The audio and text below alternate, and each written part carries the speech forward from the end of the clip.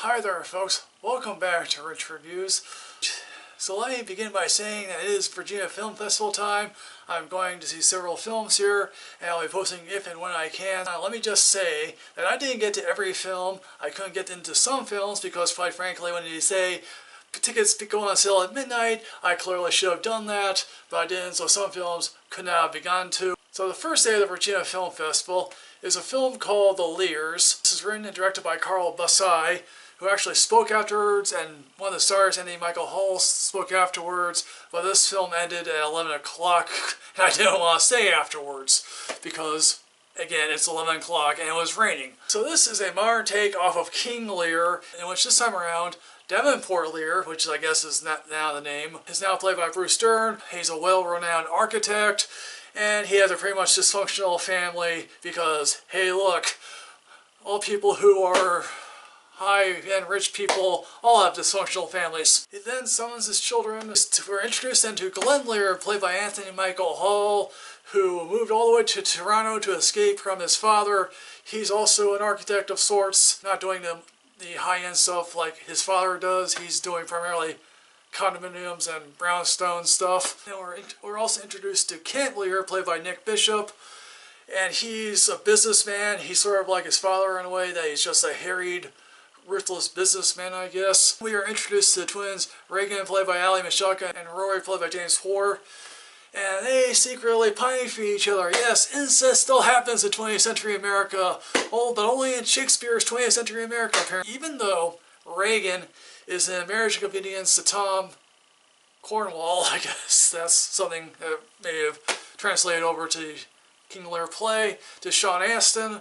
And Rory is, well, he's a trust fund kid who's basically a wanderer, more or less. At least one of them thinks, okay, Davenport is dying. He's going to name us basically the heir to his firm, more or less. But no, they come to discover that he's getting married to his assistant Diana, played by Victoria Smurfett. And she happens to have a daughter, Delia, played by Ivy Matheson. She obviously has a hots for Glenn, even though he's twice her age. Davenport Lear is constantly being delayed because due to business work. These two have at least 2 dinners. I was watching this film with a fairly big audience, and they were really laughing up a storm with this, and I was kind of too.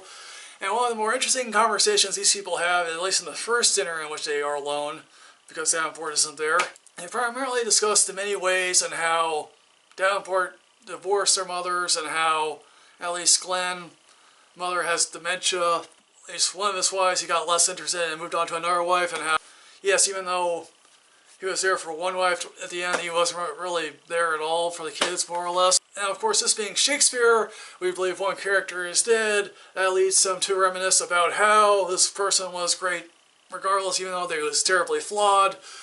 Including one aspect of which the Reagan character says, hey look, he beat at my prom date. Or Ken basically says, yeah, he came to help me do the ponies, more or less, in New York. Now Bruce Dern, he shows up early on explaining architecture, which I don't really know much about architecture then even. Now clearly Bruce Dern is having a ball with this material, and he does show up. I guess he sits on a throne, apparently, considering that Lear was a king. Family secrets do end up being revealed. To explain how these characters deal with these family issues is quite funny, even though it's not really all that funny to begin. Here's the thing, I have never read Shakespeare in my life.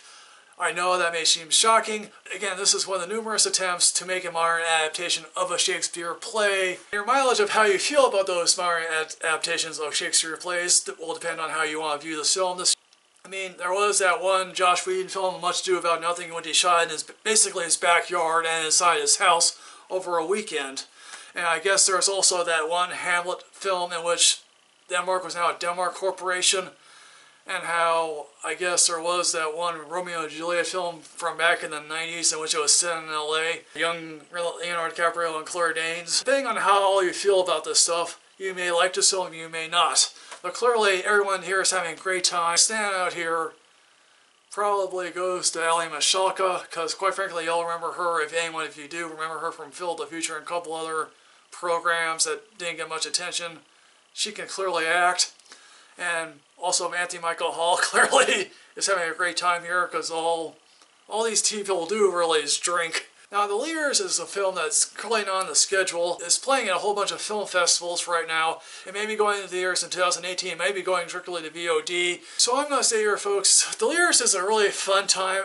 If it plays in 2018 in your neck of the woods, I give this a matinee rating, because clearly some material here is just fun. Others is like, wow, this is really mean-spirited. If you're at one of those film festivals where this is playing, have you seen it? What did you think about this film? As everyone else, folks, like, comment, subscribe, enrich yourself with knowledge. I'll see you next time, folks, with another film from the Virginia Film Festival. Thank you very much.